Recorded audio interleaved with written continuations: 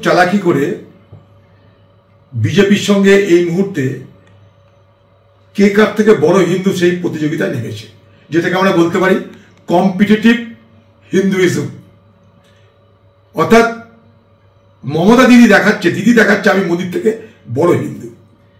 আমি দেখো পুরীর আদলে আমি দীঘাতে জগন্নাথের মন্দির বানাচ্ছি। অর্থাৎ বলার মানে এই যে আমি মোদির থেকে কম হিন্দু নই। হাম কিসি সে কম নেই, শিখেছি আমরা সিনেমায়। এখানে দিদি বলছে আমি মোদির থেকে কম হিন্দু নই। তাই মোদির দলের কোন লোক যদি আমাকে হিন্দু বিরোধী বলে, তাকে আমি প্রমাণ করে দেব যে পশ্চিমবঙ্গে আমি কম হিন্দু প্রেমী নয়। তাই আমি দুর্গাপুজোতে চাঁদা দিই, তাই আমি মন্দির করছি।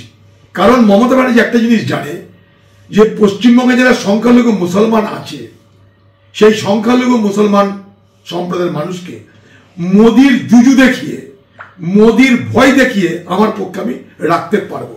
এটা তো আমার ট্রাম্প কার্ড আছেই।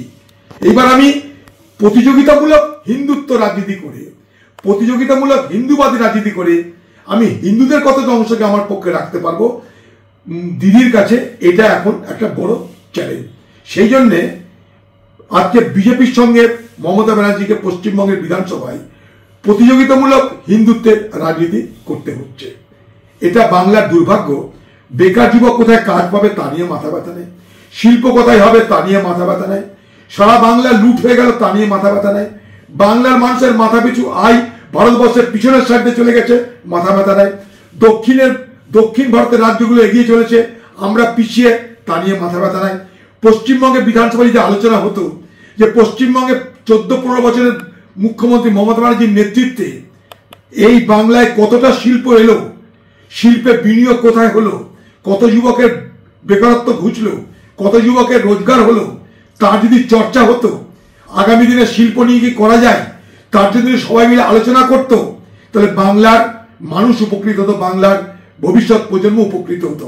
কিন্তু আমরা বাংলাকে এক অন্ধকার যুগের মধ্যে ঠেলে দিচ্ছি। আমরা আগে গর্ব করে বলতাম দিল্লিতে এসে যে পশ্চিমবঙ্গের রাজ্যের আমি একজন প্রতিনিধি। সেই বাংলা যেখানটায় ধর্ম নিয়ে রাজনীতি হয় না, জাত নিয়ে রাজনীতি হয় না, একথা আমি বলতাম আগে ভারতবর্ষের পার্লামেন্টে এসে, আজ বলতে পারছি না। সেখানটায় আজ মমতা ব্যানার্জি মোদির থেকে, দিদি মোদির থেকে বড় হিন্দু প্রমাণ করার প্রতিযোগিতা নেমেছে। আর জিহাদি নাম করে মুসলমান সম্প্রদায়ের মানুষকে জোর করে মমতা ব্যানার্জির কোলে ঠেলে দেওয়া হচ্ছে। ভারতবর্ষে জিহাদি বলে যে তত্ত্বটা খাড়া করা হয়, যারা জিহাদিবাদীর কথা বলে, জিহাদি তত্ত্বের কথা বলে ভারতবর্ষের বিভাজন রাজনীতি করে, তাদেরকে একটা কথা বলবো যে এই পৃথিবীতে সব থেকে বড় সন্ত্রাসবাদী সংগঠনের নাম আল কায়দা, আইসিস। কখনো শুনেছেন যে ভারতবর্ষের কেরল ছাড়া, কেরলের কয়েকটা লোক ছাড়া এই ভারতবর্ষের কোটি কোটি মুসলমানদের মধ্যে থেকে তাদের প্রতি সমর্থন দেখিয়ে এই ভারতবর্ষের মুসলমানদের কেউ আইসিসে বা আল কায়দায় যোগদান করেছে? কখনো কেউ দেখেছেন? তাই স্বাভাবিক কারণে জিহাদি তত্ত্বের কথা আউড়িয়ে সাম্প্রদায়িক বিভাজন করে একটা সম্প্রদায়ের মানুষকে হয়তো ছোট করা যেতে পারে, অপমান করা যেতে পারে। আখেরে কিন্তু দিদির হাত শক্ত হচ্ছে। দিদি কিন্তু এই জিহাদি তোমাদেরকে বলছে মোদি, এই ভূত খাড়া করে, এই জুজু দেখিয়ে, এই ভয় দেখিয়ে মুসলমানদের জন্য কিছু না করে তাদের ভোট আদায় করছে। মুসলমানদের ভোট আদায় করছে মমতা ব্যানার্জি, অথচ মুসলমানদের জন্য কিছু তিনি করবেন না। তিনি হিন্দুদের সঙ্গে, হিন্দুদের ভোট তার পক্ষে রাখার জন্য এখন মোদির সঙ্গে প্রতিযোগিতায় নেমেছেন। তাই হিন্দুদেরকে খাতির করতে পুজোর চাঁদা, হিন্দুদের খাতির করতে দীঘাতে জগন্নাথ